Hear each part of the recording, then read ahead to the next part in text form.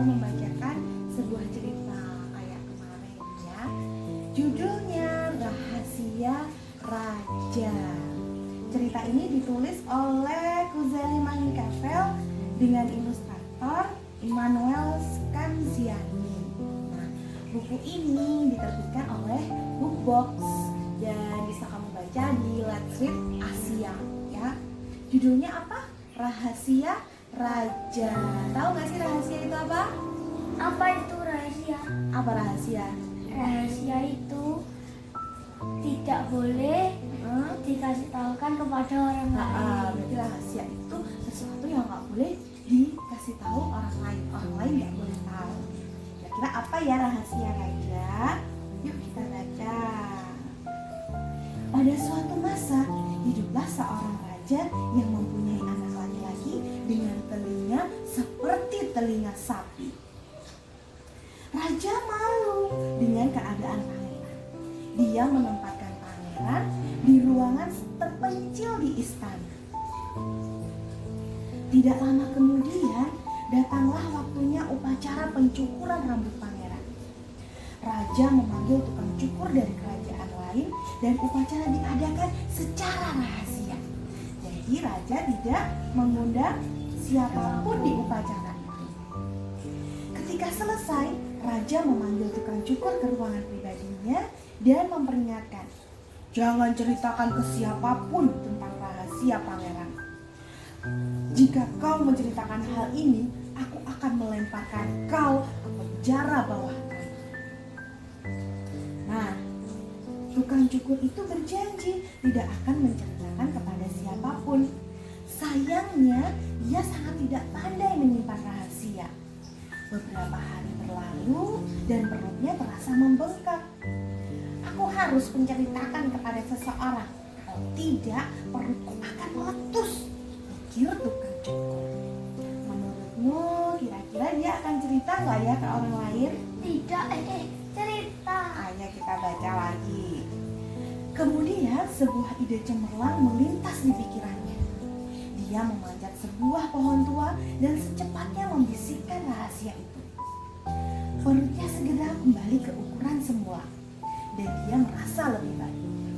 Pohon itu pasti akan menjaga rahasia raja. Tukang cukur berbicara pada dirinya sendiri. Nah, lalu yang terjadi apa? Beberapa hari kemudian, seseorang tukang gendang datang mencari kayu yang digunakan untuk membuat gendang baru. Dia berhenti di depan pohon yang telah dibisiki rahasia oleh si tukang cukur. Nah, persis ini yang saya cari. Dia membatin sambil memandang pohon itu.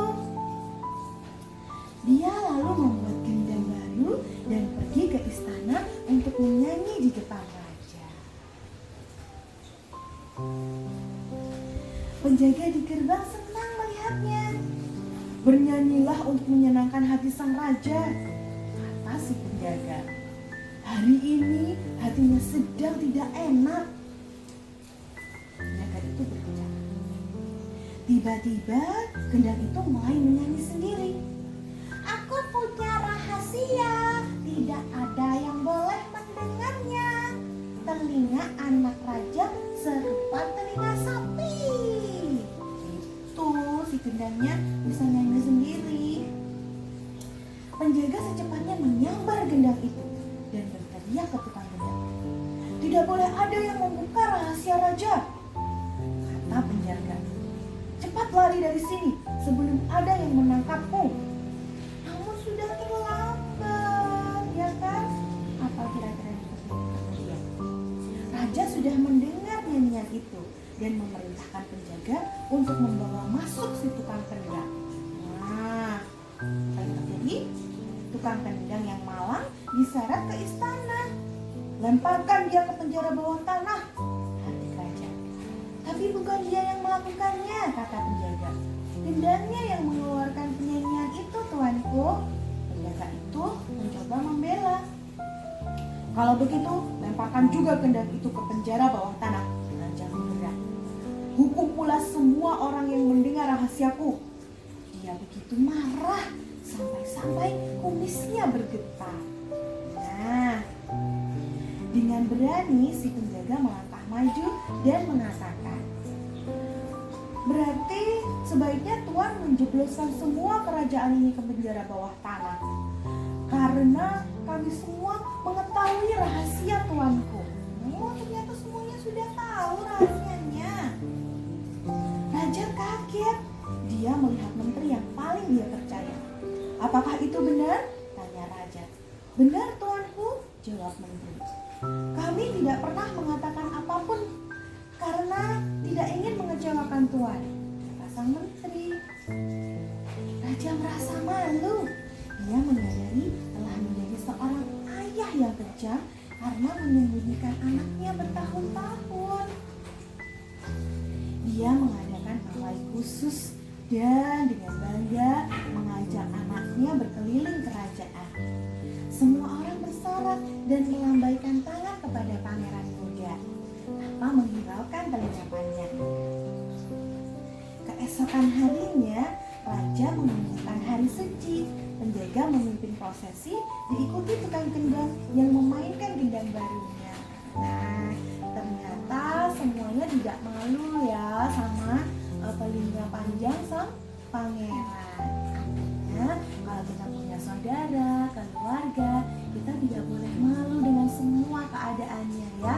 Kita harus menerima apa adanya, termasuk dalam berteman. Kalau berteman jadi tidak boleh tidak boleh pilih-pilih teman. Semuanya teman sama. Kalau kita mengolok-olok kekurangan teman, artinya kita melakukan bullying. Nggak boleh ya bullying ya. Jadi semuanya adalah sama ya, tidak boleh pilih-pilih. Oke?